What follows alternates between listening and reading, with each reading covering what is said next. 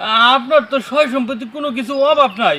আমার জমির দিকে তোমার চোখ গেছে, মানে তোমার জিভলা করে, তাই না? মাদবর সাহেব কেমন আছেন? আছি তো ভালাই। তা করিম মিয়া, তুমি আমার কাছে কি মনে করে? মাদবর সাহেব, আমি তো আপনার বাড়িতে গেছিলাম, তো বাড়িতে গিয়ে যখন আপনার না পাইলাম, চাচি বললো যে ওই উত্তরপাড়ার জমিটার ভিতরেই গেলে পাওয়া যাবে। ও, তুমি আমার বাড়িতে গেছিলা? হ। তোমার চাচি কইছে আমি এই পুবের বাড়ির ভিটার মধ্যে আছি, আর আমারে পায়ে এই তুমি পচক করে দিলে ফালাইছ নে। তোমার মতলবটা কি আমারে কৌশন দেখি?